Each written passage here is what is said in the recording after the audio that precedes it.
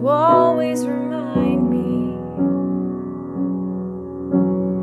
you're the only one who brings me peace.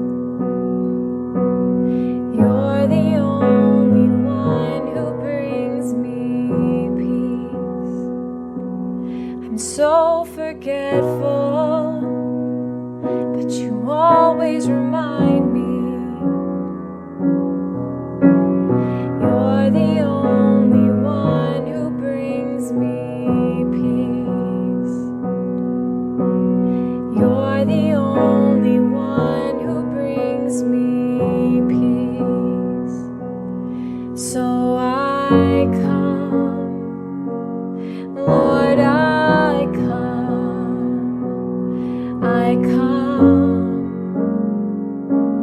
Lord, I come to tell you I love you, to tell you I need you, to tell you there's no better place for me than in your arms, to tell you I'm sorry for running in circles, for placing my focus on the waves, not on your face.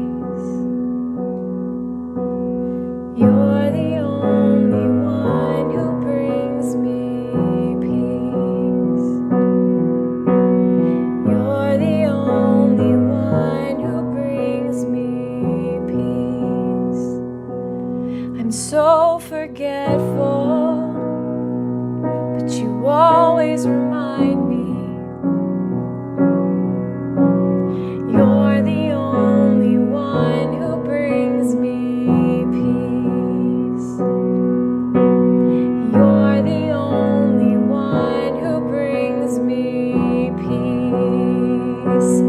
So I come, Lord, I come, I come, Lord, I come to tell you I love you, to tell you I need you, to tell you there's no better place for me than in your arms, to tell you I'm sorry for running in circles, for placing my focus on the waves, not on your face.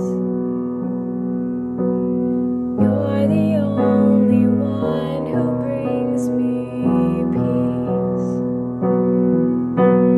You're the only one who brings me peace in the storm.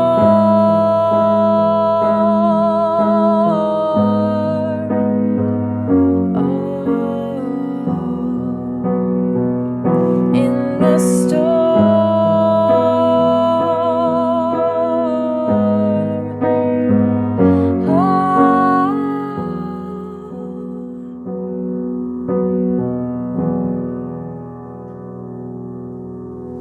I'm so forgetful, but you always remind me you're the only one who brings me peace. You're the only one who brings me peace.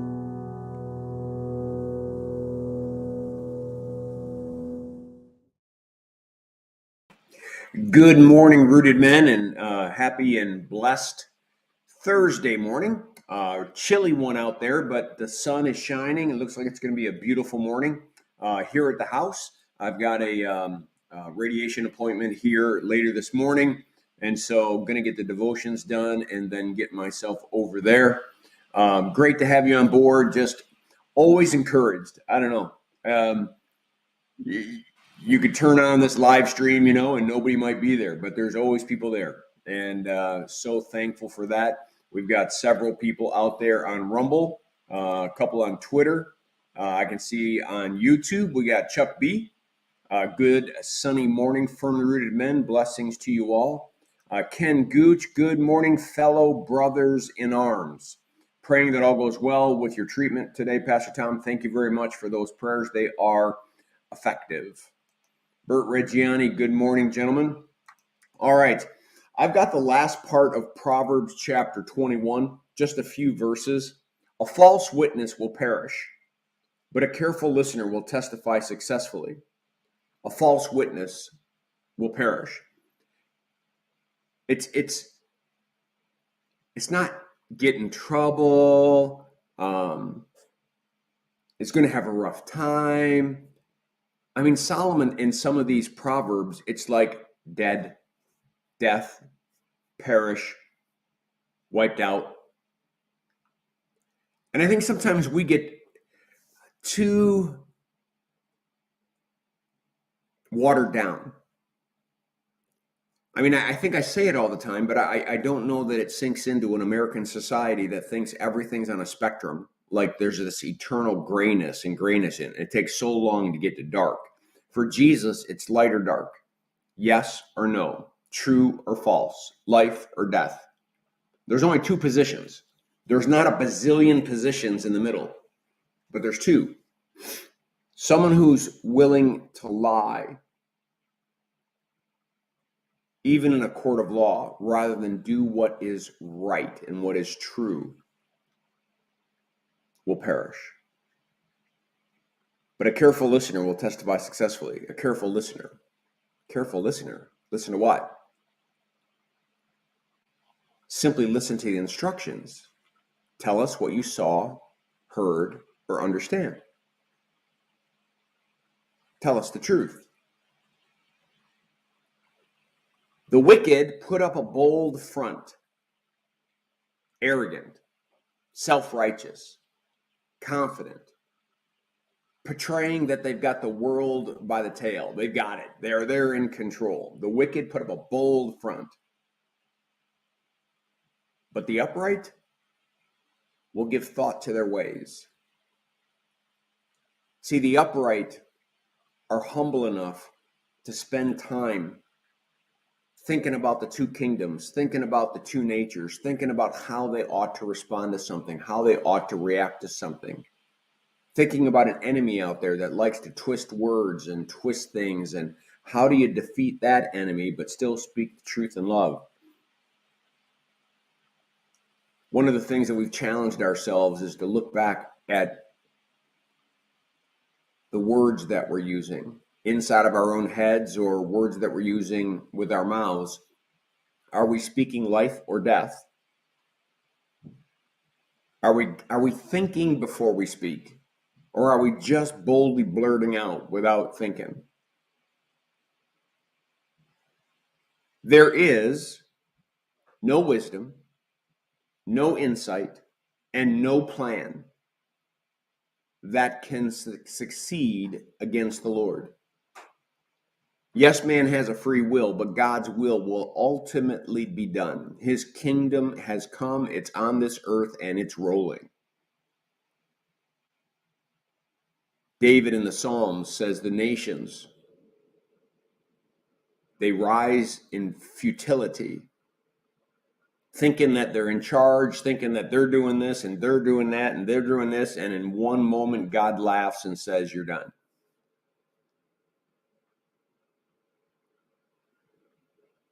What we think is powerful control out there is something that God allows until he doesn't allow it, and then he'll change it.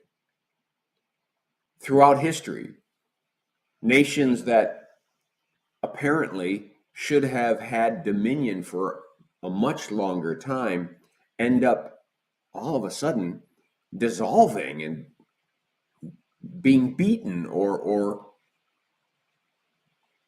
some people die and the whole context changes and the nation begins to crumble. There may be kings and presidents, but God is the King of Kings and the Lord of Lords. He's El Shaddai. He's Almighty God. He speaks and the earth melts.